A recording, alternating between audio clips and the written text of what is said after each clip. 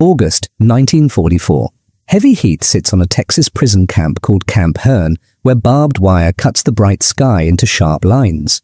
12 German women step off a truck, thin and tired, sure they are about to face beatings, hard work, and slow starvation, just like the Nazi radio had warned them. But a cowboy in a dusty hat looks them over, shakes his head, and says almost gently, "You're too thin to work." Beyond the fence, a horse snorts, a windmill creaks, and the air smells not only of sweat and diesel, but of hay and leather.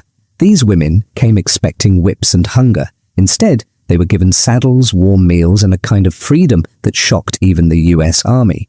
This is a true World War II story of enemies treated almost like family. Yeah, and it broke every idea they had about America and about war. If you want more powerful stories like this, please subscribe, like this video, and stay with me to the very end, because their last ride in Texas is something you will not forget. To understand why a Texas rancher once said, "You're too thin to work," we have to go back months earlier to a very different kind of heat. In early 1944, under the hard sun of North Africa, German field hospitals and radio posts began to fall quiet. The front had collapsed. British and American units moved in fast, their trucks grinding over sand that still smelled of cordite and diesel. Among the thousands of prisoners taken in Tunisia were a small, unusual group, 12 German servicewomen. They were nurses, clerks, radio operators.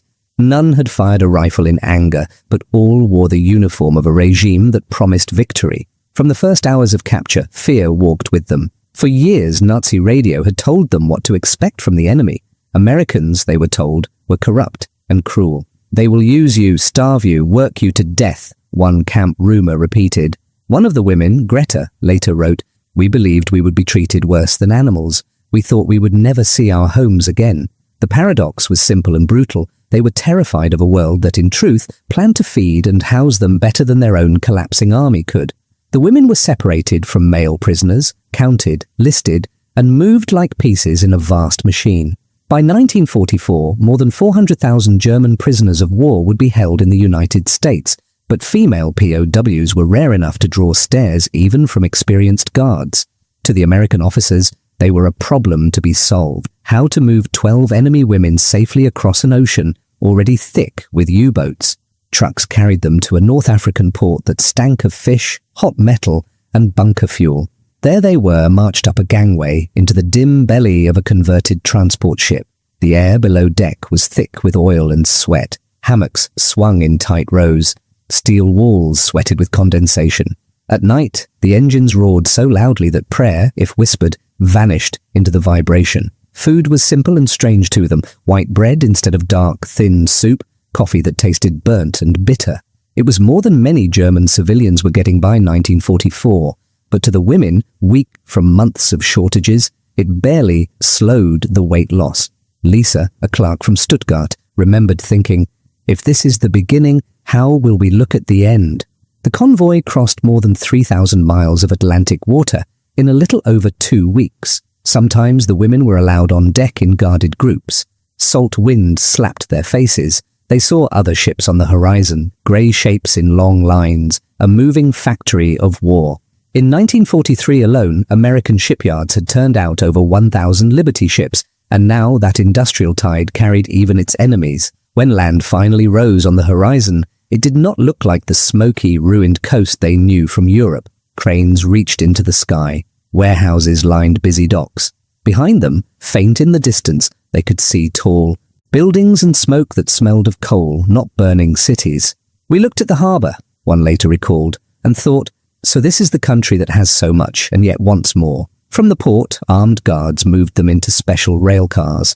The train clattered inland, steel wheels beating a steady rhythm. Through dirty windows, they saw an America that felt impossible. Fields rolled by, green and gold. Small towns flashed past with filling stations, cafes and shop windows crowded with goods.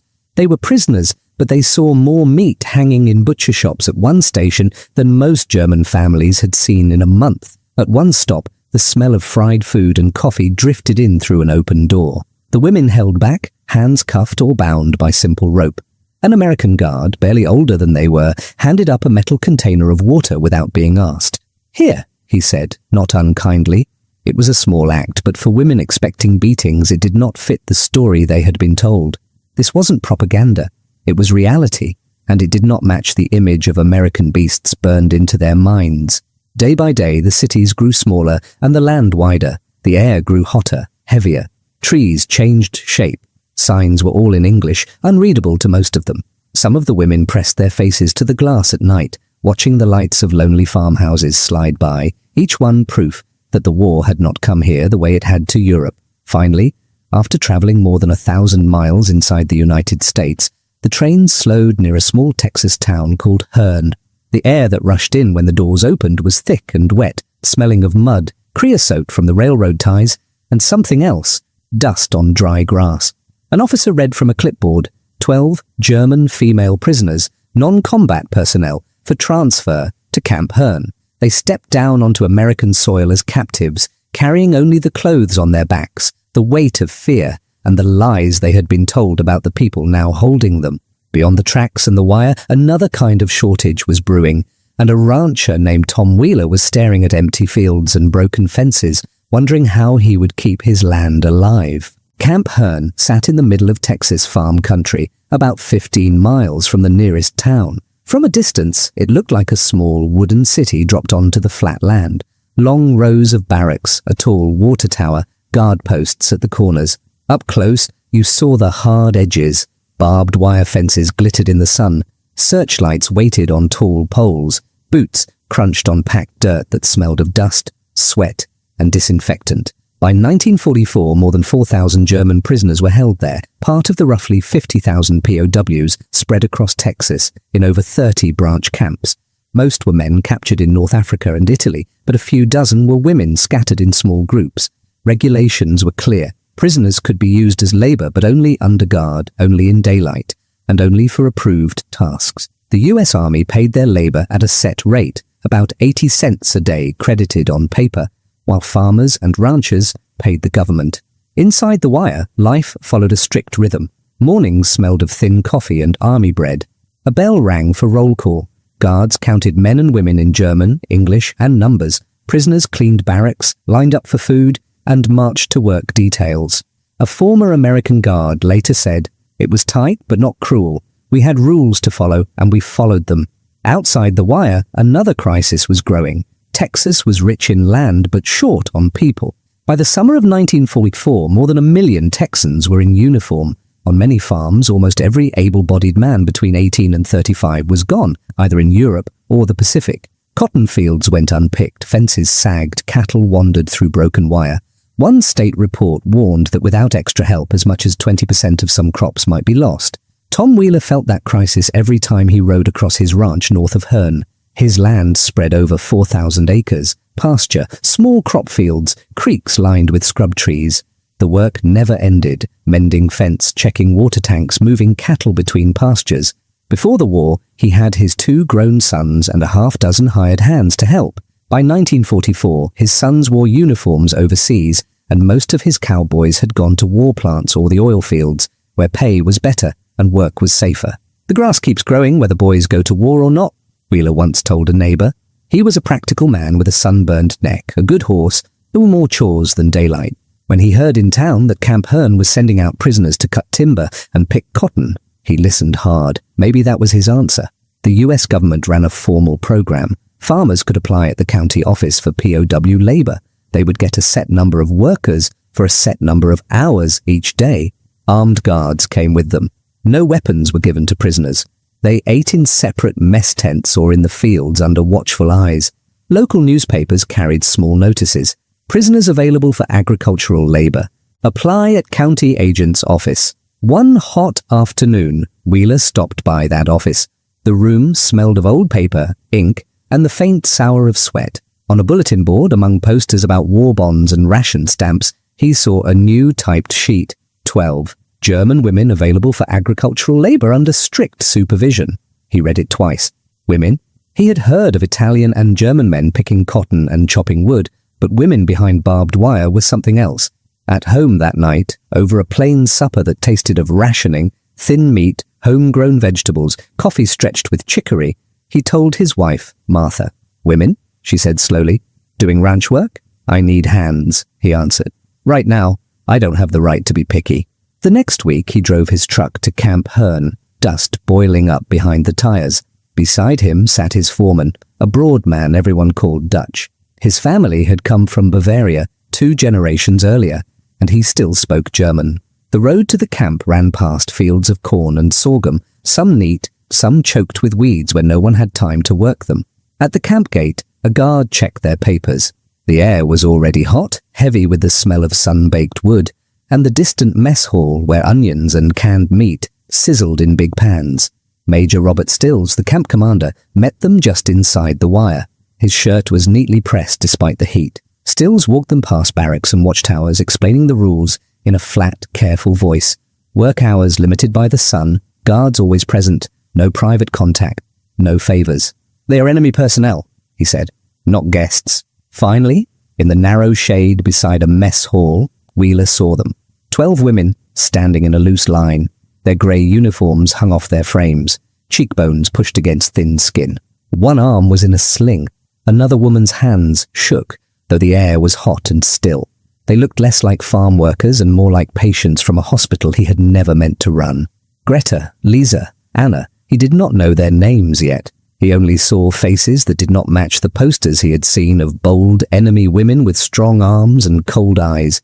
Again, what propaganda had promised was not what stood in front of him. This wasn't propaganda, it was reality. And reality looked very fragile. Dutch spoke to them softly in German. They answered with short words, tired voices.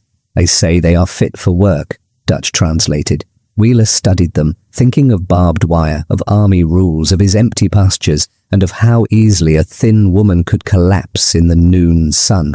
Right there, a new idea began to form, one that did not quite fit the regulation forms on the major's desk. What came out of his mouth next would surprise not only the women, but the army that held them. Wheeler stood in front of the thin line of women, hat in his hand. He looked from face to face, then down at their loose uniforms and sharp bones.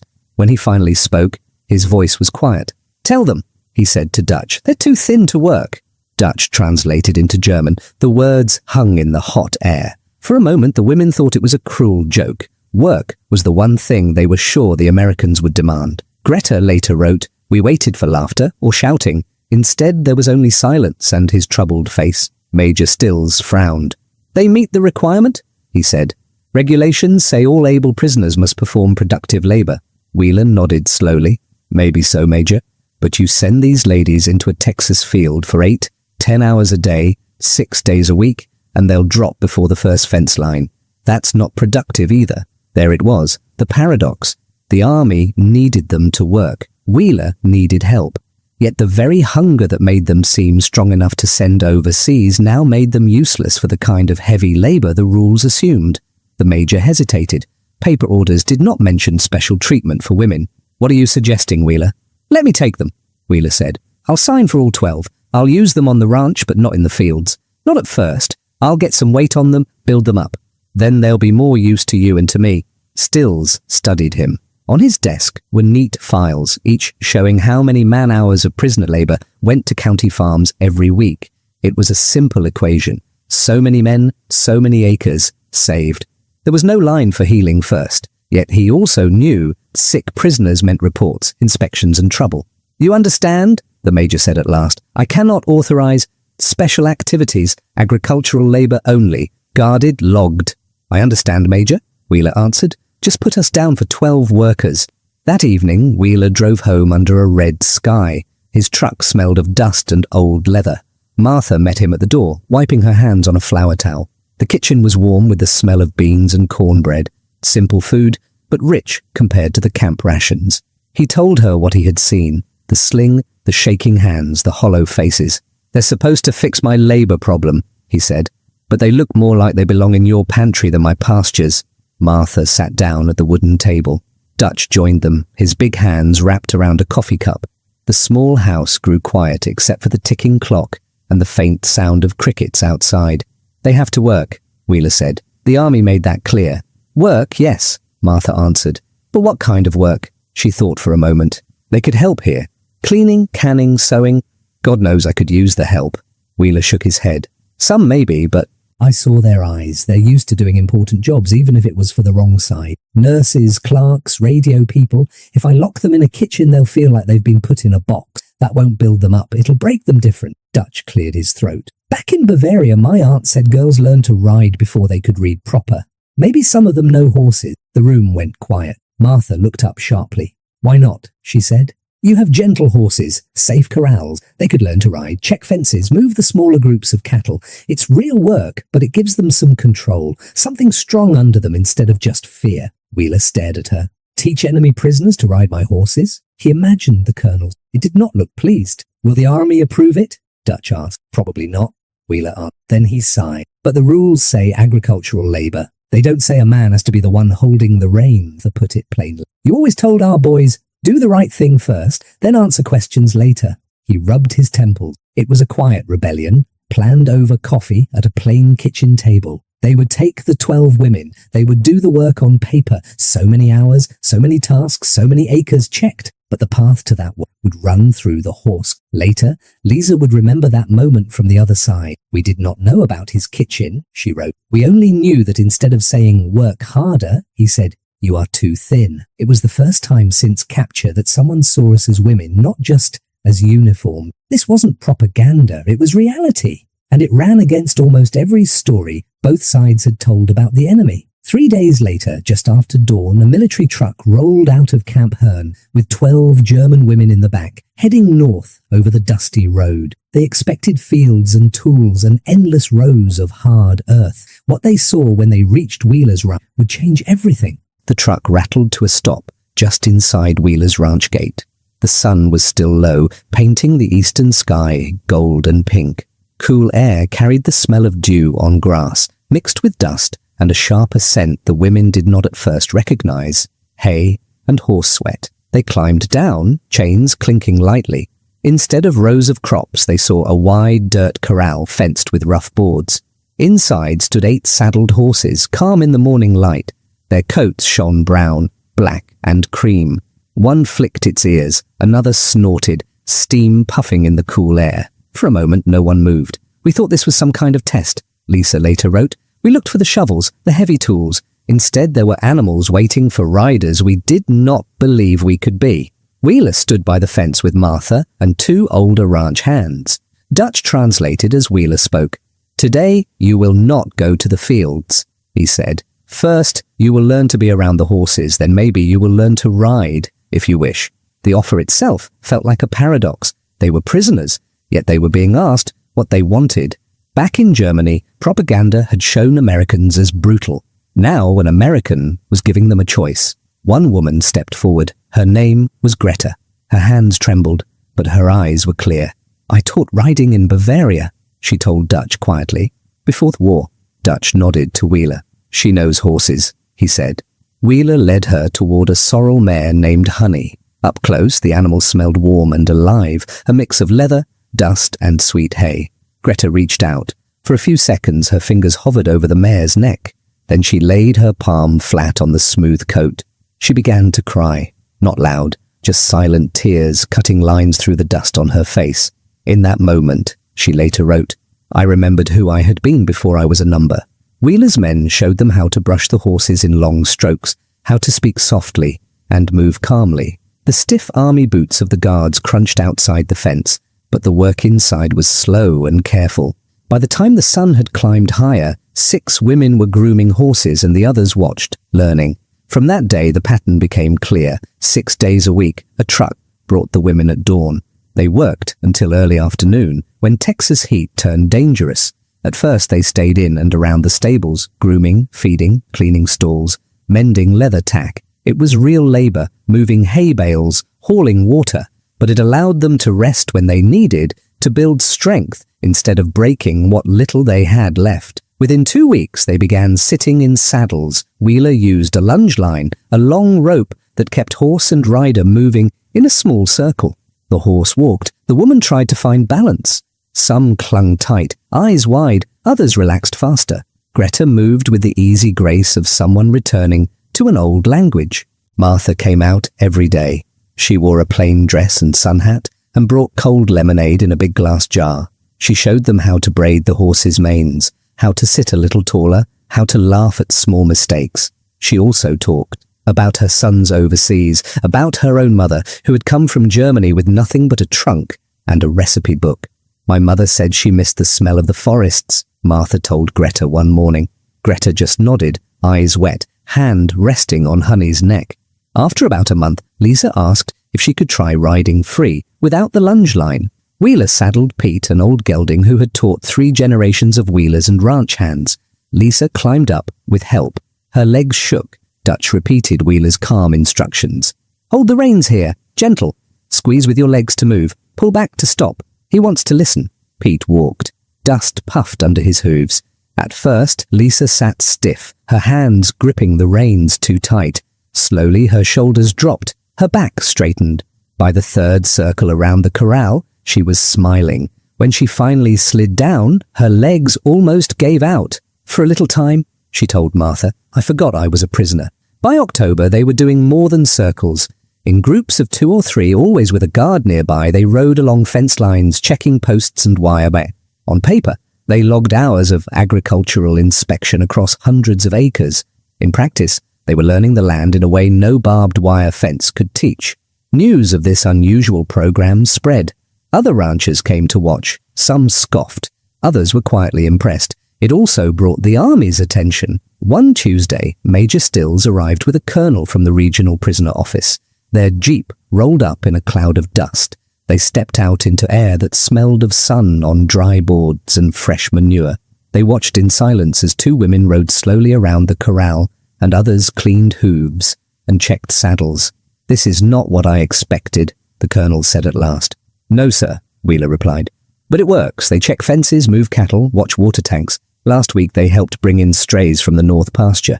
Couldn't have done it on foot. The colonel looked again. He saw women who no longer shook from hunger, who moved with purpose instead of fear. Any trouble? He asked. Escape attempts? Discipline? None, Wheeler said. They work hard. They follow orders. They seem grateful. This wasn't propaganda. It was reality. And it was written in healthier faces and smooth daily reports. Continue, the colonel said finally. But keep records. Every hour, every task. As the days grew shorter and cooler, the women sang sometimes as they rode, low German songs mixing with the creak of leather and the jingle of bits. The sound carried across the fields like an answer to distant guns they could no longer hear. Soon another idea would test the Army's patience even more, a plan for one shared evening under the same roof, while the war still burned across the ocean. By late autumn, the Texas heat had eased. Mornings were cool. Breath showed faint in the air when the women first stepped from the truck. They were still prisoners, but they no longer looked like ghosts. Faces had filled out. Hands were steadier. They rode out to check fences and water tanks, the leather creaking under them, horses snorting small white clouds. Work songs came back first. At the water trough or in the barn, one woman would start a German folk tune. Another joined. Before long, the sound of soft harmony mixed with the jingle of harness and the scrape of rakes on the stable floor. Some ranch hands, many with German grandparents, recognized old melodies and hummed along. It sounded like a farm, not a prison, one hand later said. Small gifts began to travel both ways. The men sometimes brought a pencil, a scrap of writing paper, a tattered English phrasebook from town. One evening, Greta came to Wheeler with something wrapped in cloth. Inside was a small horse she had carved from a piece of scrap wood. The curve of the neck, the set of the ears, even the tilt of the head matched Honey, the sorrel mare she rode. You gave us back our strength, she said through Dutch. I can only give you this. Prisoners were not supposed to give presents to their guards, yet here was a carved thanks sitting in Wheeler's rough hands. Again, reality did not match the simple enemy picture the war demanded. As December came, the days grew short and sharp. Frost dusted the grass some mornings. Martha watched the women arrive, coats thin, shoulders a little hunched against the wind. One night, as she stacked jars in the pantry and smelled the sharp sweetness of preserved peaches, she spoke to Wheeler. We should do something for Christmas, she said. One evening. A real meal. A tree. Songs. He stared at her. They're prisoners, Martha. The rules. The rules already bend every time they put a German girl on a Texas horse, she answered. They are far from home. Maybe their homes are gone. One good night will not lose this war. Wheeler thought of his sons, eating in field tents somewhere overseas. He thought of the women riding his fences without complaint. The next day, he telephoned Camp Hearn, then the colonel in charge of prisoner program. The talks took 3 days. In the end, the colonel agreed, but only with strict limits. Guards present, no alcohol, everyone back behind the wire by nightfall. On paper, it was just an approved holiday meal for work detachment. On Christmas Eve, the truck rolled up while the sky was still pale. The women climbed down into air that smelled of wood smoke and cold earth. When they stepped into the ranch house, warmth hit them like a soft wall. A fire crackled in the stone fireplace. Pine branches hung along the mantel, bright with paper ornaments cut from old catalogues. The table was set for more than a dozen people. Martha had saved and planned for weeks. There were roast chickens, their skin crisp and brown, mashed potatoes rich with butter, green beans from the summer garden, fresh bread, and a pie made from those gold slices of canned peaches. At that time, an average German civilian might struggle to reach 1,500 calories a day. Here, even prisoners would sit in front of more food than many families in Europe could now imagine. Guards, ranch hands, Wheeler's family, and the 12 German women all took places around the same table. It felt strange at first. Uniforms brushed work shirts, foreign words bumped against English, knives and forks clicked on plates, but hunger and warmth did their work. People began to talk in short phrases with Dutch, and one young guard from East Texas translating where they could. After dinner, Greta taught Martha a German Christmas carol. The women sang first, their voices soft but sure. The room smelled of pine, smoke, and cooling gravy. When they reached the second verse, the young Texas guard joined in, using the words he had learned from his grandmother. Martha covered her mouth with her hand. Later she said, "For a few minutes, I forgot which side anyone was on." Lisa would write, "For that one night, the war was outside. We were not captives and captors. We were just people who missed home." In early 1945, the mood changed again. The army now allowed more regular mail. Letters came slowly, sometimes taking months, but they came. At the same time, Allied bombers were dropping tens of thousands of tons of explosives on German cities each month. The women learned what that meant through ink on paper. Lisa's first letter from home said that her family house in Stuttgart was gone, burned in a raid. Her mother had survived and now lived with cousins in the countryside. Her father was missing since November. She handed the letter to Martha with shaking fingers. Martha sat with her on the back steps, the cold boards under them, and let her cry into her shoulder. Greta's news was different, but just as sharp. The stable where she had taught children to ride had been taken by the army. The horses were slaughtered for meat during a hard winter.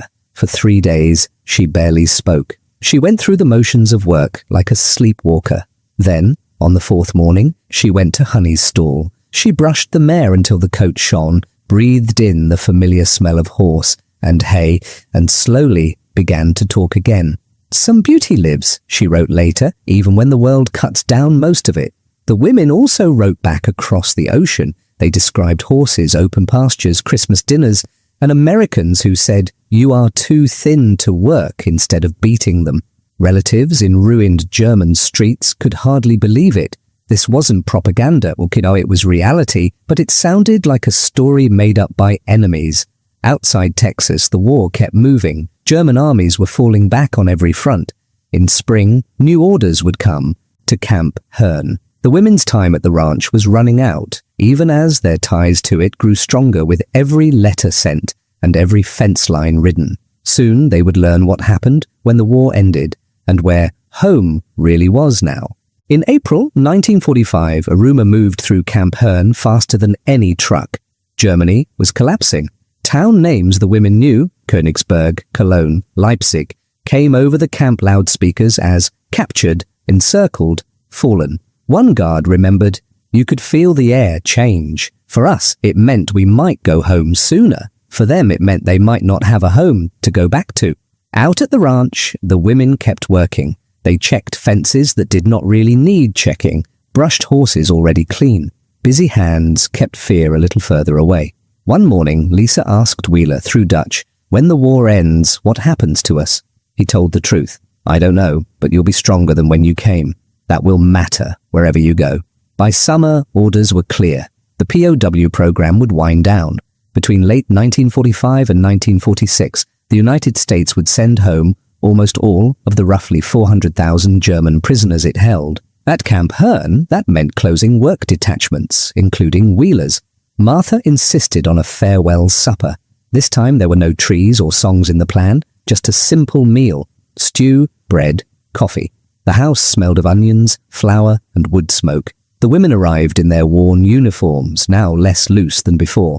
They brought what they could: small drawings, letters written in careful English, and learned to sit a saddle under her eye. Letters crossed the Atlantic for years, thin envelopes with foreign stamps, smelling faintly of dust and old ink. "Today a little boy trotted for the first time," she wrote to Martha. "I thought of Texas."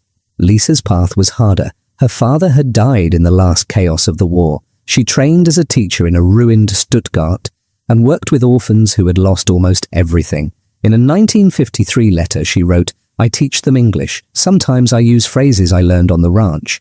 When I say plenty more where that came from, they do not understand. But I remember the full plates and I smile."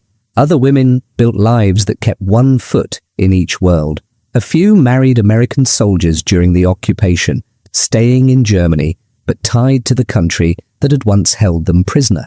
Some later immigrated legally to the United States, a smaller number even finding their way back to Texas.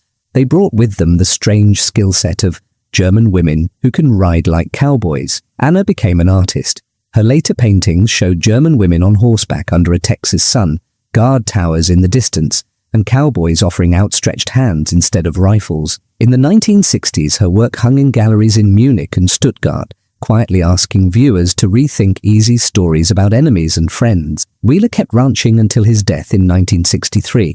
Among his papers, Martha found letters from all 12 women, thick with thanks. The small, carved horse still sat on the mantel, its wood worn smooth by dusting hands.